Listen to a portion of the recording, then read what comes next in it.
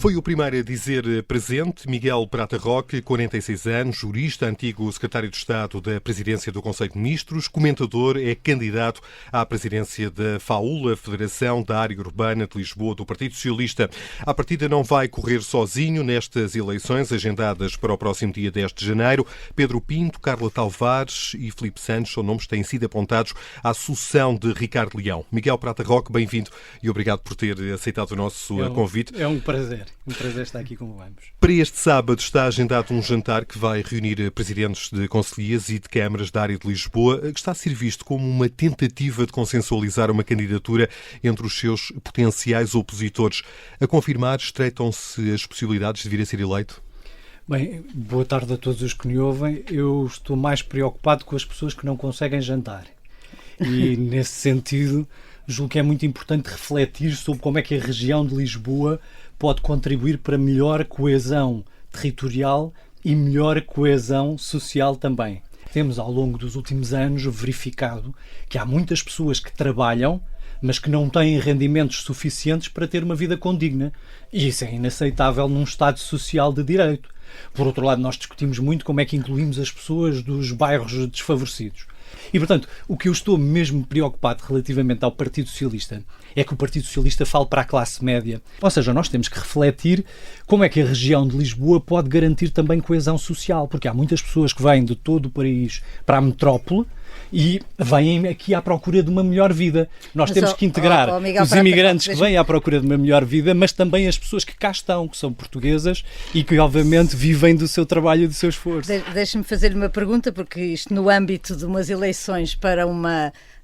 vou facilitar uma distrital de um partido, isso que está a dizer reflete uma preocupação de que o PS esteja a afastar do seu eleitorado tradicional, aliás, à semelhança do que temos ouvido em relação a partidos similares noutras partes do mundo, nomeadamente o que acabou de acontecer nos Estados Unidos da América. É essa a sua preocupação fundamental para se candidatar? Sim, reflete a circunstância do Partido Socialista ter que refletir o que é o trabalhador atual. O trabalhador contemporâneo não corresponde ao operário de uma linha de montagem numa fábrica, não corresponde a um funcionário público tradicional, não corresponde, por exemplo, a uma pessoa que, mesmo trabalhando por recibos verdes, acaba por estar na dependência da sua entidade empregadora. Nós temos, e o Partido Socialista deixou de falar para essas pessoas? Eu julgo que o Partido Socialista não tem tido a capacidade de explicar à classe média porque é que serviços públicos de qualidade fazem parte do seu quantitativo remuneratório. O salário não é apenas, porque, vamos ver, imaginem que nós ganhávamos 2 vezes mais do que ganhamos, mas tínhamos que pagar todos os nossos cuidados de saúde, tínhamos que pagar todos os cuidados de educação que as nossas crianças, filhos e filhas necessitam.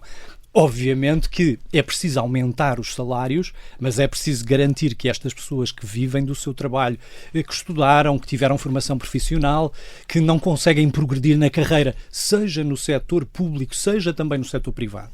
E eu julgo que as pessoas se ressentem disso, das promessas que foram feitas no sentido de tu estudas, tu esforças-te, tu desempenhas bem o teu local de trabalho, a tua profissão e és recompensado por isso. Nós estamos a chegar a uma fase em que verificamos que há um afunilamento da sociedade portuguesa. Para os mais novos. E, portanto, isso é normal que haja ressentimento designadamente nas periferias urbanas da área urbana de Lisboa. Há outros temas que eventualmente preocuparão quem vive precisamente nestas zonas mais limites da cidade de Lisboa. Há dias aqui no Observador, o recém-eleito presidente da Federação de Setúbal do Partido Socialista, André Pinotes Batista, sublinhava a ideia de que a esquerda não pode estar afastada de discussão de temas sensíveis como a segurança ou as migrações, temas que não podem ser deixados para partidos populistas. Partilha esta ideia? Inteiramente. Eu julgo que não é ser de esquerda tolerar a desordem ou tolerar o desrespeito pelas forças policiais, que são trabalhadores da administração pública que nos representam a todos. Não é de esquerda apenas incluir aqueles que são imigrantes, mas não incluir também aqueles que cá estão e que precisam, obviamente, de uma proteção também por parte do Estado Social. Agora, a esquerda não pode ter um discurso...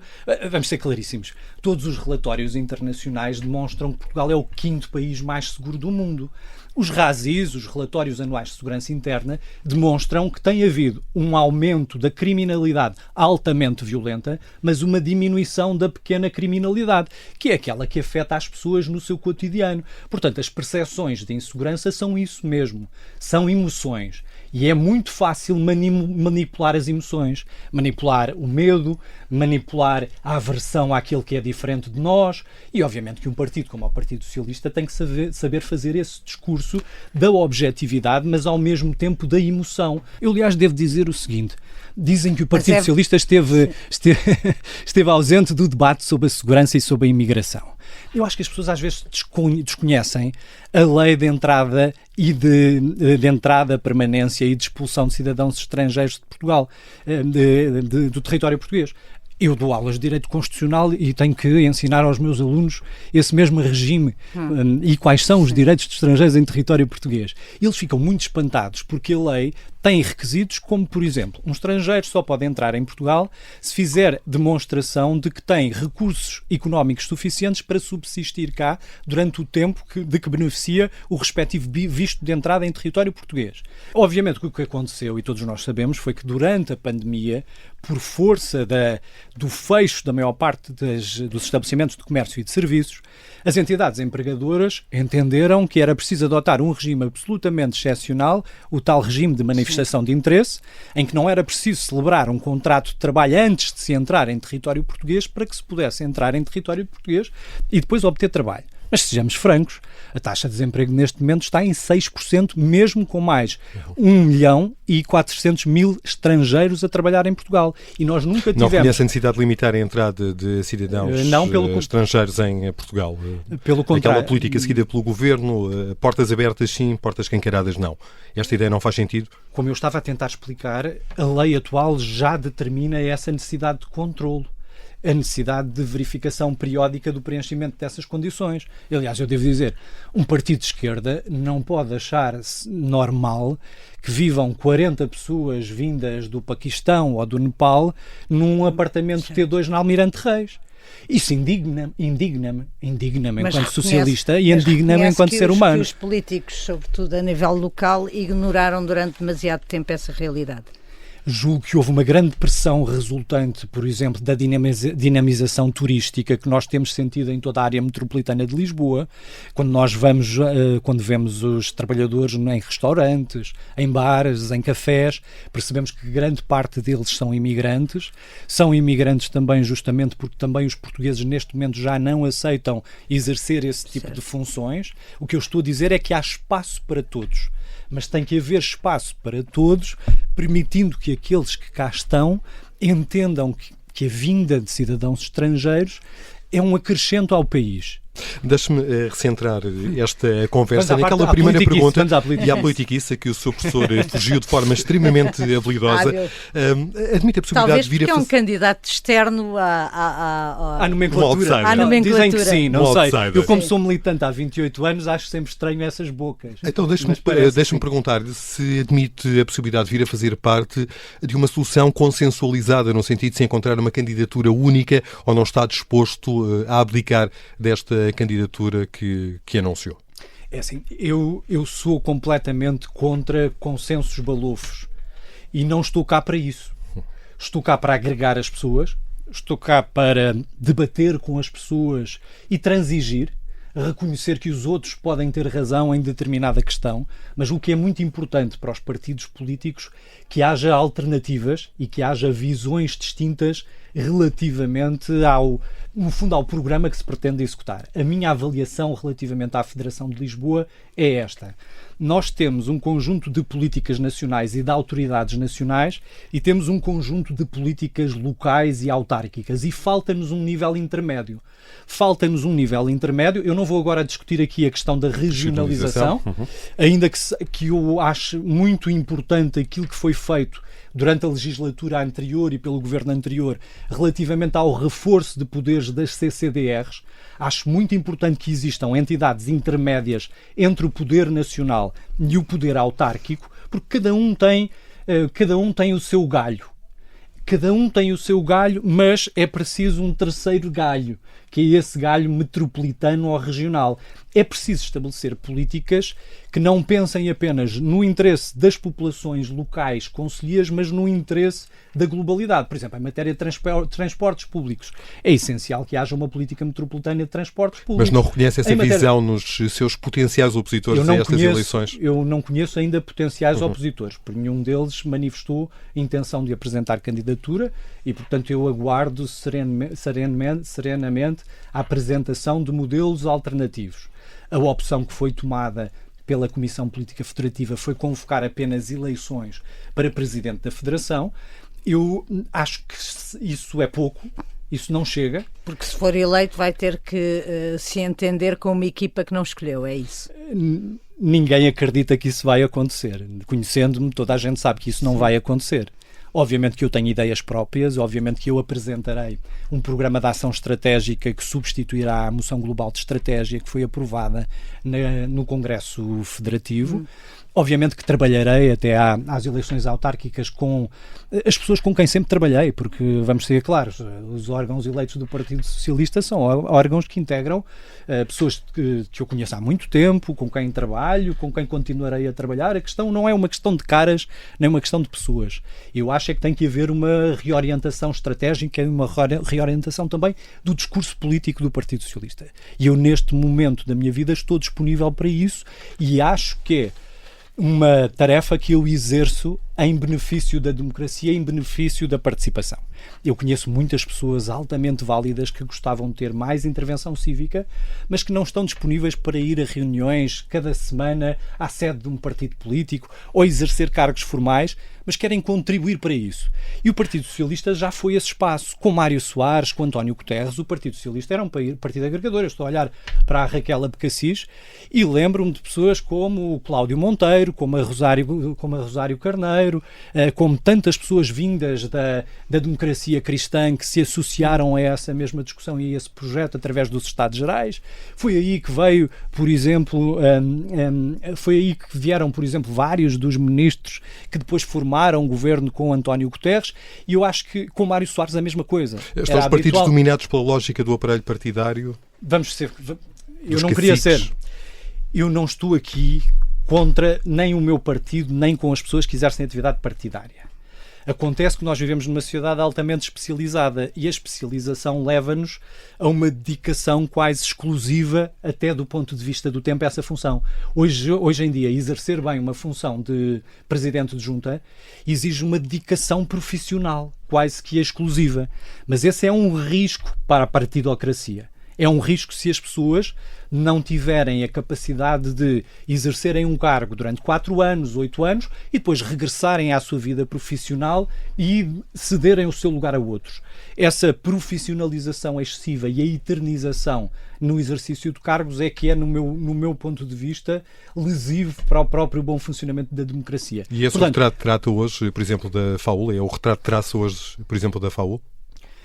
Eu acho que relativamente à Federação da Área Urbana de Lisboa, o que nós precisamos é de mais abertura ao exterior, como eu estava a dizer. E eu acho que isso vai na linha até daquilo que o próprio secretário-geral do Partido Socialista já anunciou. Pretendia realizar uns Estados Gerais após a discussão do orçamento, porque, vamos ser sinceros, o Partido Socialista governou 8 anos, quase 8 anos e 6 meses. Nos primeiros 6 meses nós não estamos em condições de fazer uma análise objetiva daquilo que correu bem e daquilo que correu mal. Mas é importante fazer essa análise. Por muito bem intencionados que sejamos, e eu fui sempre um grande defensor das políticas públicas do governo anterior, porque com partido delas participei nesse processo inicial de formação do governo, contribuí para a sua execução, mas julgo que o Partido Socialista tem que refletir sobre se as medidas que adotou produziram os efeitos necessários. Em muitas áreas eu acho que não produziram. E, portanto, nós temos que voltar. Outra coisa que me preocupa e deve preocupar qualquer pessoa que exerce funções públicas é não só o afastamento dos cidadãos, mas também um envelhecimento dos partidos políticos e, em especial, do Partido Socialista. O nicho eleitoral do Partido Socialista situa-se neste momento acima dos 60 anos e isso também transforma as políticas públicas propostas pelo Partido Socialista em políticas de reação, de conservação. Muitas das vezes o Partido Socialista quer conservar coisas boas que foram feitas, Eu não estou a renegar essa mesma herança, mas um partido social-democrata, como é um partido socialista democrático, a sua ambição é transformar a sociedade até através de mudanças no Parlamento, através de mudanças da administração pública, e eu acho que tem faltado, no fundo, essa ambição ao Partido Socialista. E do seu ponto de vista, essa renovação do Partido Socialista recomeça agora pelas eleições autárquicas e por aquilo que o partido irá apresentar nas eleições autárquicas. Eu digo isto porque se candidata a um lugar que tem para já à cabeça uma responsabilidade, que é indicar os candidatos autárquicos na área urbana de Lisboa. E isso não é uma tarefa de sumenos, e por isso talvez há tantos candidatos à Federação da área urbana de Lisboa do Partido Socialista neste momento. Mas está a ver, Raquel, isso menoriza o papel da Federação de Lisboa do PS, porque a Federação de Lisboa parece que neste momento serve apenas para escolher quem são aqueles que são candidatos à lista de deputados pelo Círculo Distrital de Lisboa e escolher os candidatos a presidentes de Câmara. Eu não vim cá para isso. Eu vim cá, sinceramente, para criar um espaço. Isso. Pois, com certeza. Mas os estatutos são claríssimos relativamente a isso. A competência é uma competência das estruturas concelhias. Há uma orientação aprovada em Congresso Nacional, nos termos do qual haverá renovação das candidaturas daqueles que já são presidentes de Câmara do Partido Socialista. Agora, o Partido Socialista deixou de ser governo, o que significa que muitas pessoas que exerciam funções públicas, neste momento regressaram à sua atividade profissional e podem estar disponíveis. Seria um absurdo se o Partido Socialista não aproveitasse a disponibilidade já manifestada por algumas dessas pessoas. Por outro lado, eu acho que mais importante que estarmos só a pensar na figura do candidato ou da candidata a presidente é nós conseguirmos agregar pessoas, porque a vida política antigamente fazia-se de militantes quase que profissionalizados, mas hoje em dia as pessoas não estão disponíveis para isso. E há formas de contacto à distância, como o Zoom, como o Teams, como o WhatsApp. As pessoas hoje facilmente exercem essa participação cívica sem precisar de estar inscritas em partidos políticos. E eu acho que os partidos políticos serão tão mais dinâmicos quanto se consigam abrir a essa participação cidadã. Há experiências muito importantes nesse sentido, e eu julgo que o Partido Socialista foi pioneiro nesse sentido, com os Estados Gerais, com a mobilização de comunidades locais em políticas de integração, de inclusão social, e portanto é nesse caminho que eu quero seguir. Tem alguns nomes em mente para esta ou para aquela autarquia? Não quero fazer isso neste momento. Sinceramente, vou-lhe pedir desculpa, mas eu respeito muito o funcionamento institucional do meu partido, e acho que essa decisão é uma decisão que tem que ser tida em colégio e no espaço próprio. Há algum receio que este processo eleitoral possa de alguma forma vir a condicionar as eleições autárquicas do próximo ano, a abrir feridas difíceis de sarar e condicionar os resultados eleitorais do PS, particularmente aqui na área de Lisboa? Há esse risco? Da minha parte, nenhum. Eu tenho licença de porte de arma porque sou advogado, mas por opção não comprei e não usarei. Admite a possibilidade de vir a ser candidato a alguma autarquia? Isso vai depender muito das necessidades de cada concelho. Eu estou disponível, como sempre estive, para o Partido Socialista, mas, como lhe disse, isso cabe às estruturas concelhias fazer essa reflexão. Miguel Prata Roque, muito obrigado por ter vindo para este Direto ao Assunto. Um gosto, os dois.